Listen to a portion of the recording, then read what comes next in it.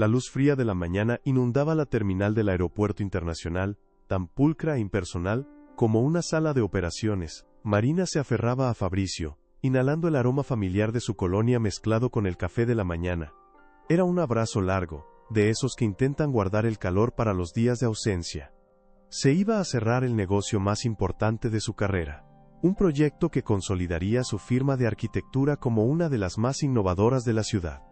Él le susurró promesas al oído, palabras dulces sobre cuánto la extrañaría, sobre cómo contaría las horas para su regreso.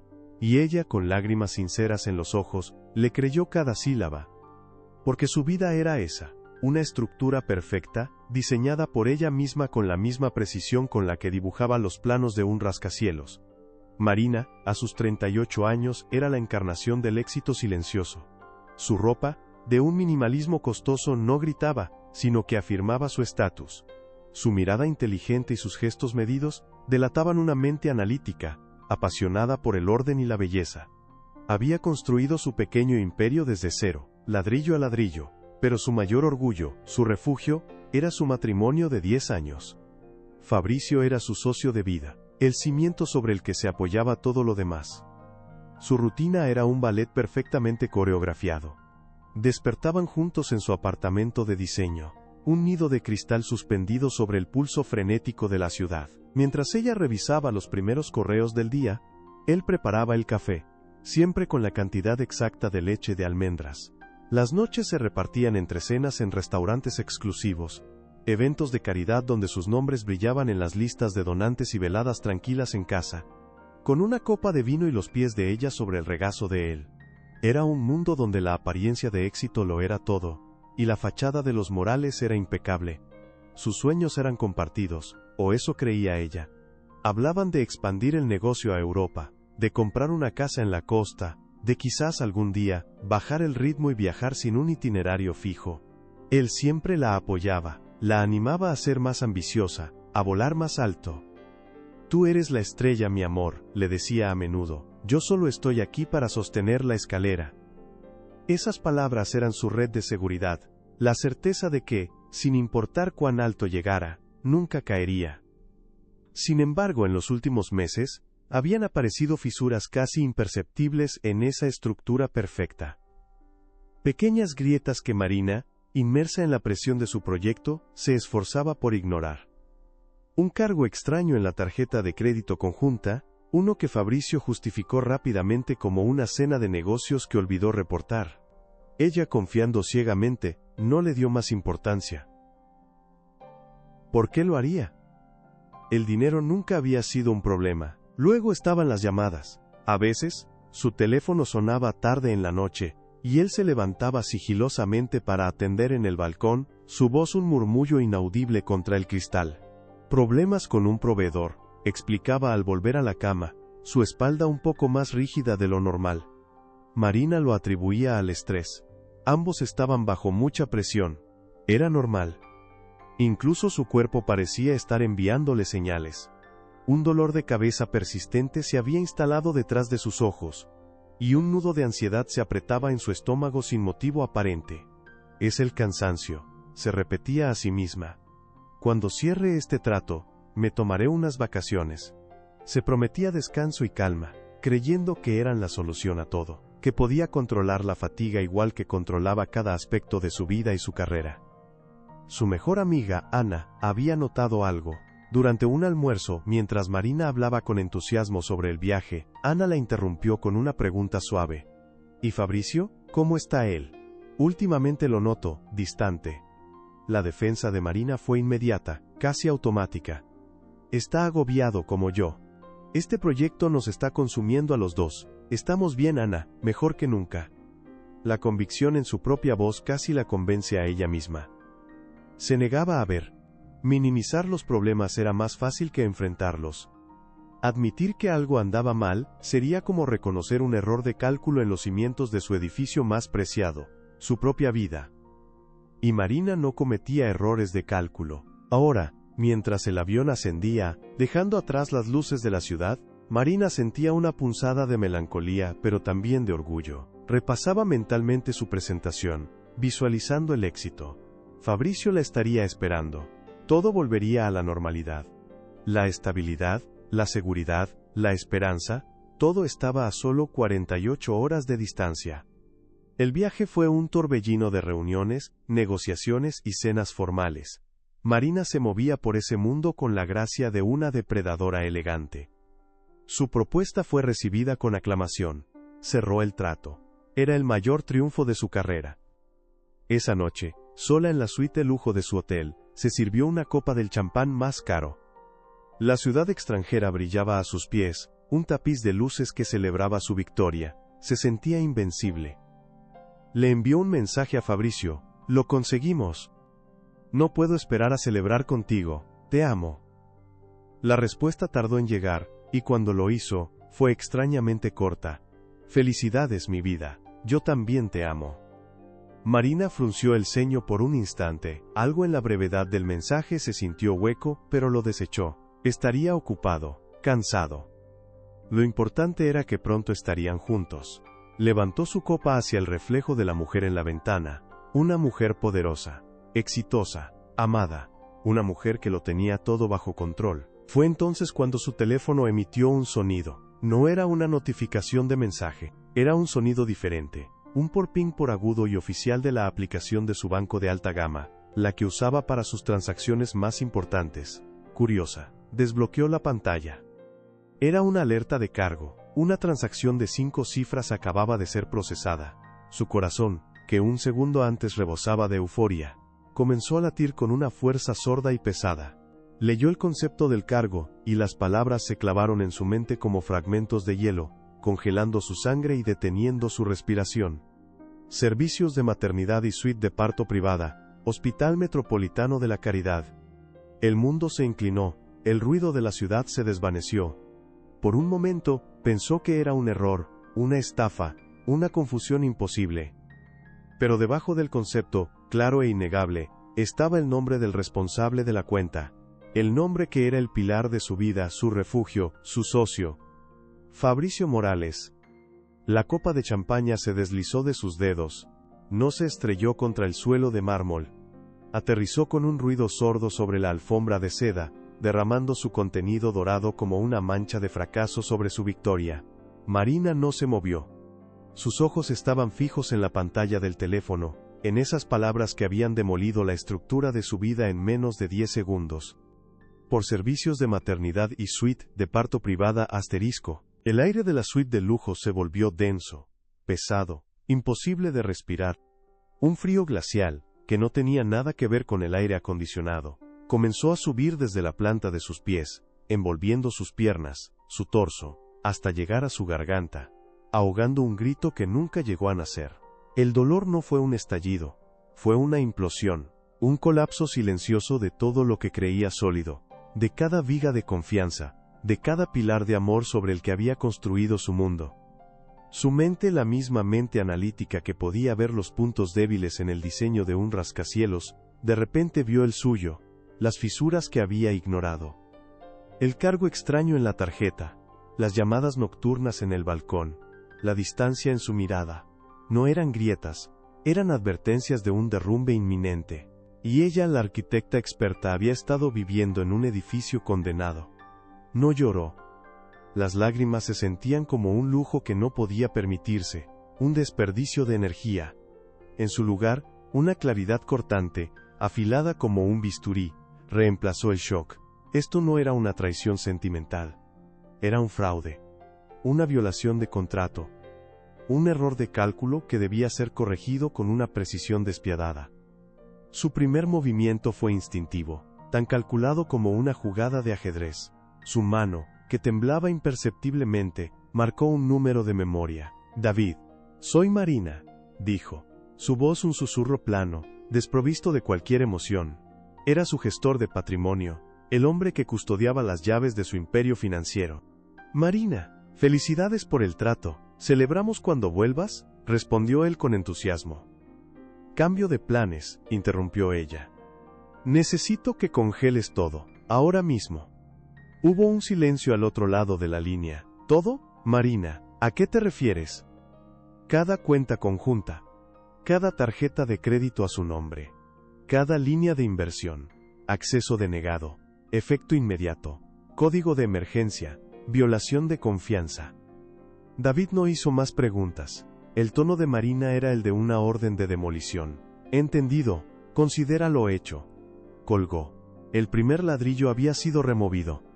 A miles de kilómetros de distancia, en la aséptica y luminosa suite del Hospital Metropolitano de la Caridad, Fabricio sostenía a su hijo recién nacido. El bebé, envuelto en una manta azul pálido, dormía plácidamente sobre su pecho. Isabella, su amante, lo miraba desde la cama con ojos cansados pero llenos de adoración. Su familia, sentada en los sofás, sonreía con aprobación. Se sentía como un rey. Un hombre que lo tenía todo. «Voy a encargarme de la cuenta», anunció con aire de suficiencia, caminando hacia el mostrador de administración del piso privado. Entregó la tarjeta de crédito platino, la misma que compartía con Marina. La recepcionista la pasó por el lector, frunció el ceño, la pasó de nuevo. «Señor, lo siento, la tarjeta fue rechazada». Fabricio soltó una risa nerviosa. «Imposible, debe ser un error del sistema, pruebe con esta». Le dio otra, una tarjeta corporativa. Rechazada. El sudor comenzó a perlar su frente. El murmullo de la familia de Isabella detrás de él se detuvo. Podía sentir sus miradas clavadas en su espalda. Sacó su teléfono para llamar al banco, su corazón martillando contra sus costillas. Una voz automática le informó que sus cuentas habían sido bloqueadas por motivos de seguridad. La humillación era un sabor amargo en su boca. Mientras tanto, Marina no canceló su vuelo, lo adelantó. En la sala de primera clase del aeropuerto, con el teléfono en silencio, abrió su laptop. No estaba mirando fotos de su vida pasada. Estaba en una videollamada con su abogado, revisando documentos, señalando cláusulas, dando instrucciones con una calma aterradora. Estaba diseñando un nuevo plano. El de la demolición controlada de Fabricio Morales. Aterrizó no como una esposa con el corazón roto, sino como una ejecutiva en una misión. No fue a su apartamento, a ese nido de cristal que ahora se sentía como una escena del crimen. Tomó un auto directamente al hospital. Cuando las puertas del elevador se abrieron en el ala de maternidad, su presencia cambió la atmósfera. Su traje de diseñador, de un gris impecable, y sus tacones resonando sobre el linóleo, eran una anomalía en un lugar de batas de hospital y pijamas. Su expresión era ilegible, su calma, una amenaza. Entró en la suite 712 sin tocar. La escena era de una felicidad doméstica. Isabela amamantaba al bebé, su madre le arreglaba la almohada. Y Fabricio, de pie junto a la ventana, hablaba por teléfono en un susurro desesperado. Al verla se quedó paralizado. El color desapareció de su rostro. Marina lo ignoró a él, a la mujer en la cama, al bebé. Sus ojos, ahora duros como el acero pulido, se clavaron en el hombre que había sido su esposo. Avanzó lentamente, cada paso un golpe de martillo. Se detuvo frente a él. De su elegante bolso de cuero, sacó una carpeta del mismo material, se la extendió. «Felicidades, papá», dijo. Su voz era suave, casi un susurro, pero cortaba el aire como un fragmento de vidrio. «Considera esto un regalo de bienvenida a tu nueva vida». Con manos temblorosas, Fabricio abrió la carpeta. Dentro no solo estaban los papeles de divorcio, redactados con una celeridad implacable.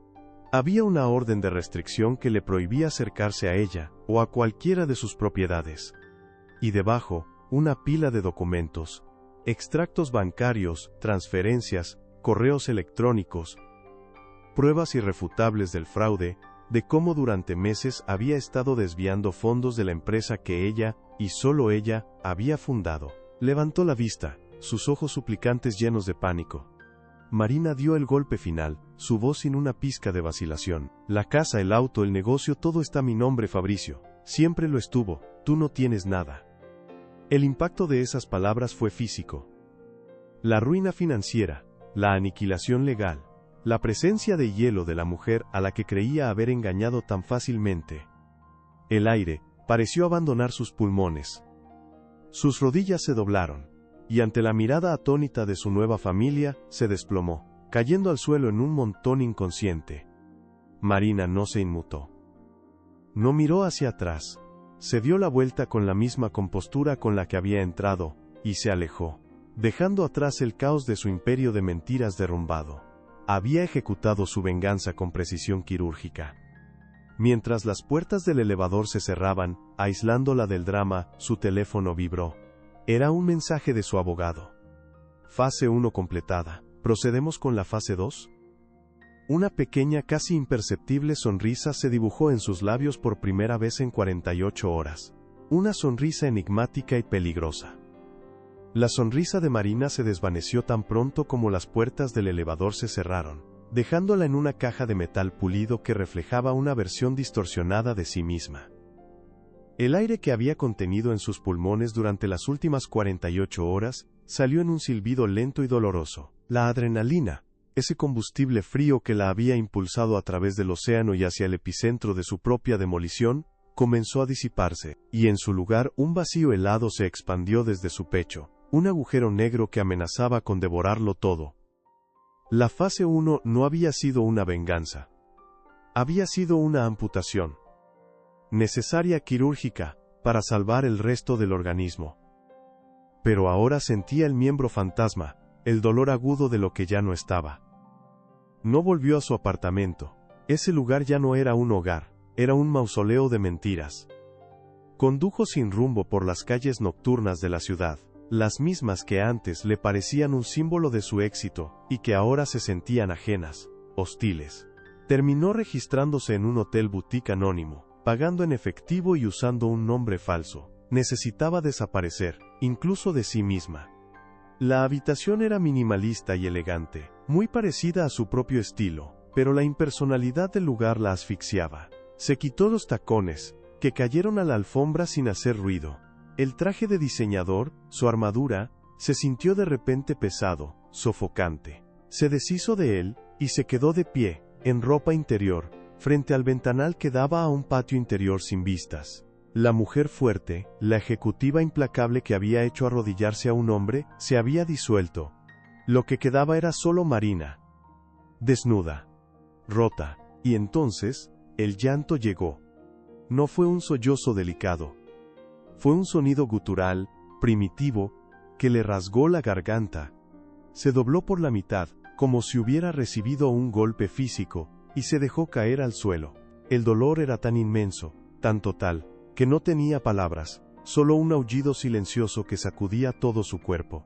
Lloró por la traición, sí, pero también lloró por su propia ceguera. ¿Cómo no lo había visto? Ella, la arquitecta de la precisión, la que detectaba una falla estructural en un plano a metros de distancia, había vivido durante años sobre unos cimientos podridos sin darse cuenta. Los días siguientes fueron un borrón de servicio a la habitación y llamadas con abogados. Funcionaba en modo automático, dando instrucciones claras y concisas sobre la disolución de su matrimonio y la liquidación de cualquier activo fraudulento. Pero entre llamada y llamada, el silencio la emboscaba, los recuerdos la asaltaban sin piedad. Un viaje a Italia, él riendo mientras le robaba un trozo de gelato. Una noche de tormenta, acurrucados bajo una manta, planeando un futuro que ahora sabía que era una farsa. Cada recuerdo feliz era ahora una evidencia de su estupidez, una daga retorcida en la herida. El mundo exterior intentaba abrirse paso. El escándalo, aunque manejado con discreción por sus abogados, se filtró en su círculo social. Los mensajes llegaban a raudales. Algunos de curiosidad morbosa, disfrazados de preocupación, otros, de un apoyo torpe que la hacía sentir aún más como una víctima, los ignoró a todos. Ana fue la única que persistió, no enviaba mensajes de texto, llamaba. Y cuando Marina no contestaba aparecía. Un día, simplemente estaba allí, frente a la puerta de su habitación de hotel, con 2 cafés en la mano y una mirada que no admitía negativas. No voy a decir, te lo dije, fue lo primero que Ana pronunció cuando Marina finalmente le abrió, pero sí voy a decir, estoy aquí. Marina no quería hablar, no quería sentir lástima. Pero la presencia tranquila y sin juicios de su amiga fue como un ancla en medio de un huracán. Se sentó en la cama, envuelta en una bata de hotel, y por primera vez, verbalizó su mayor miedo. No es el dinero, Ana, ni siquiera es ella o el bebé, susurró, su voz ronca por el desuso. Es que, construí toda mi vida sobre una mentira. Mi obra maestra era un fraude. ¿Qué dice eso de mí? ¿Qué clase de arquitecta soy, si mi propio hogar era una ruina? Ana tomó su mano. Dice que eres una arquitecta que construyó algo tan hermoso que un parásito quiso vivir en él.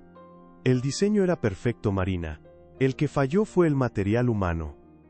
Las palabras de Ana fueron un bálsamo, pero no una cura. La fase 2, la verdadera fase 2, no podía ser delegada a un abogado. Tenía que ser construida por ella misma. El punto de inflexión llegó una semana después. Agotada del encierro, se obligó a salir. Se puso unos jeans, una camiseta y unas gafas de sol, un disfraz de normalidad. Sin pensarlo, sus pies la llevaron a uno de sus proyectos más recientes. El edificio Vértice. Un rascacielos de oficinas cuya fachada de vidrio y acero se retorcía hacia el cielo como una escultura. Se quedó en la acera de enfrente, observándolo. Recordó los meses de trabajo, las noches sin dormir, los desafíos de ingeniería que todos decían que eran imposibles de resolver. Recordó la sensación del lápiz sobre el papel, la emoción de ver los primeros pilares de acero levantarse del suelo. Esa estructura no era una mentira. Era real, sólida, fuerte. Había salido de su mente, de sus manos. Un obrero que salía del sitio la reconoció a pesar de las gafas.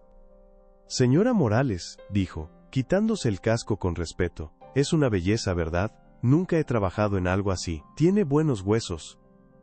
Por buenos huesos, por. La frase resonó en su interior. Esa estructura tenía buenos huesos porque ella se los había dado. Y de repente, lo entendió. Su vida con Fabricio no era su única creación. Ni siquiera era la más importante. Era solo un proyecto fallido. Doloroso, sí.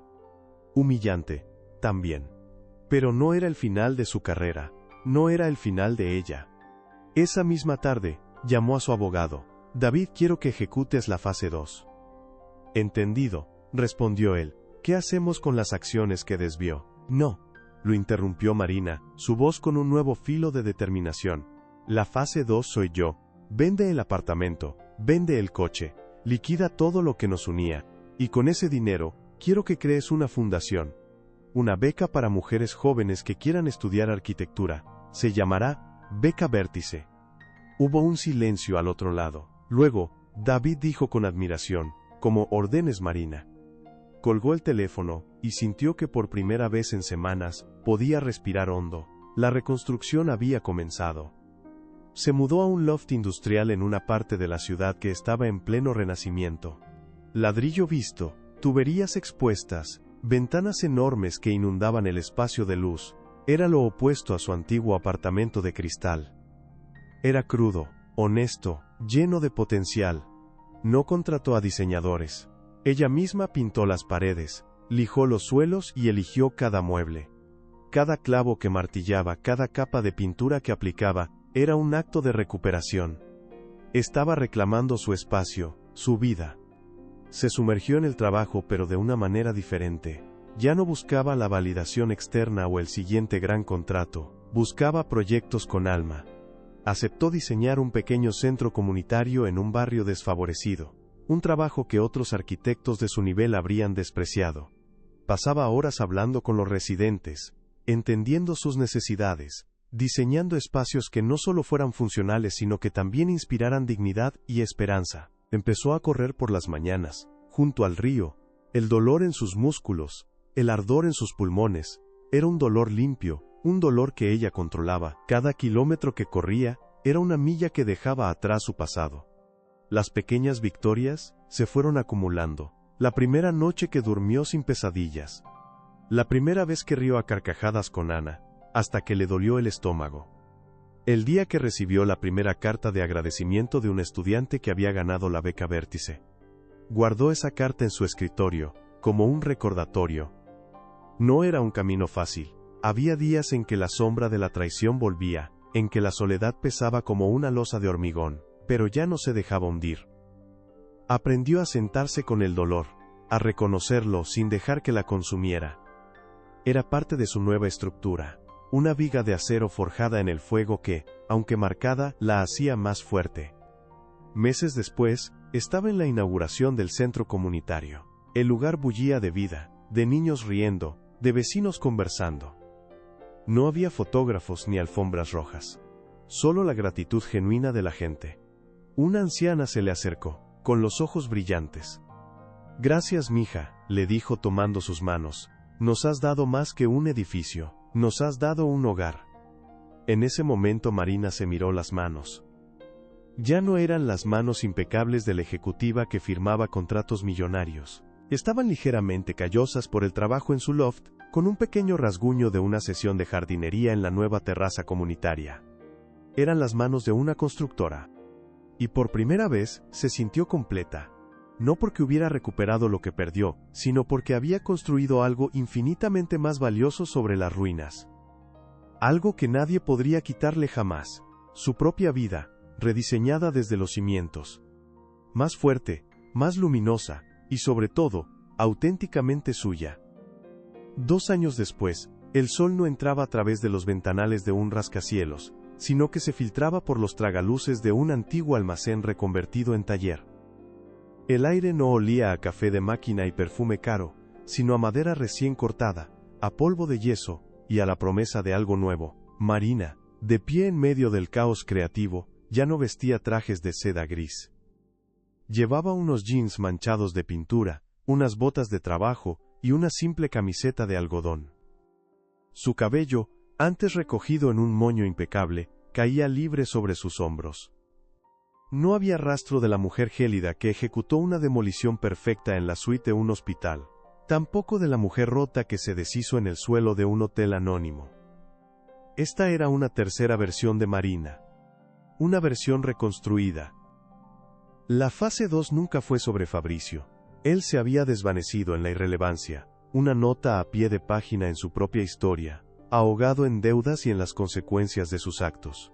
La fase 2 siempre fue sobre ella, sobre responder a la pregunta que le había susurrado a Ana en su momento más oscuro. Asterisco. ¿Qué clase de arquitecta soy si mi propio hogar era una ruina? La respuesta llegó en forma de ladrillos, cemento y propósito. Vendió todo lo que la ataba a su vida anterior. El apartamento de cristal, el auto de lujo, las obras de arte. Cada objeto era un ancla que la mantenía atada a un fantasma. Con el capital, no fundó otra firma de alto perfil. Creó cimientos. Un estudio de arquitectura boutique, con una misión radical. Diseñar espacios que sanaran comunidades. Su primer proyecto fue un refugio para mujeres víctimas de violencia doméstica. Un edificio diseñado no como una fortaleza, sino como un santuario de luz y aire, con jardines interiores y espacios donde la dignidad podía volver a florecer. Después vino un centro para jóvenes en riesgo, con talleres de arte y música integrados en la estructura. Ya no construía monumentos al ego corporativo, construía hogares para el alma. El reconocimiento llegó, pero de una forma distinta.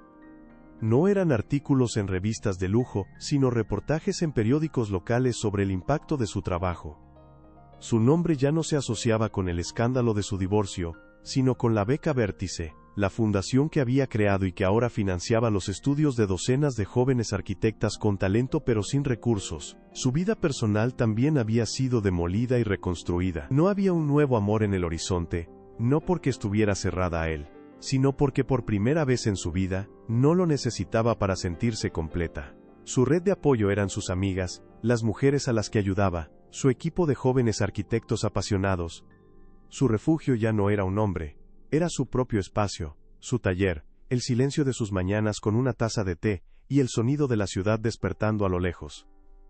Esa tarde, mientras revisaba los planos de una nueva biblioteca pública, una joven se le acercó. Era Sofía, la primera beneficiaria de su beca, ahora una de sus internas más brillantes. «Marina, ¿tienes un minuto?», preguntó, con los ojos llenos de una admiración que iba más allá de lo profesional. «Solo quería darte las gracias. No solo por la beca, sino por esto». Hizo un gesto abarcando el taller, los planos, la atmósfera de creación. Por demostrar que se puede construir algo hermoso sobre un terreno baldío. Marina sonrió, una sonrisa genuina que le llegaba a los ojos. Miró sus propias manos, ya no impecables sino marcadas por el trabajo. Eran las manos de una constructora. «El secreto, Sofía», dijo, su voz tranquila y firme, «es que el terreno nunca estuvo baldío. Los cimientos siempre estuvieron ahí. A veces, Solo necesitas limpiar los escombros para volver a verlos. Había transformado la traición en ladrillos, el dolor en ventanas, la humillación en puertas abiertas para otras. La estructura perfecta que Fabricio había intentado demoler no era su matrimonio, era ella. Y ella, la arquitecta de su propia vida, había demostrado que era indestructible. La vida no siempre nos da los planos que esperamos. A veces, un terremoto lo derriba todo, dejándonos solo con ruinas y polvo. Y en esos momentos, cuando el silencio es ensordecedor, y el futuro parece un solar vacío, es cuando tenemos dos opciones. Lamentar lo que se perdió, o tomar una pala y empezar a cavar de nuevo. Porque cada final es una oportunidad para un nuevo diseño. Uno más sabio, más resiliente y sobre todo más honesto. Uno con cimientos tan profundos que ninguna tormenta podrá volver a derribarlo. Comenta desde qué país estás viendo este video, y si quieres escuchar más historias de coraje y renacimiento, suscríbete al canal.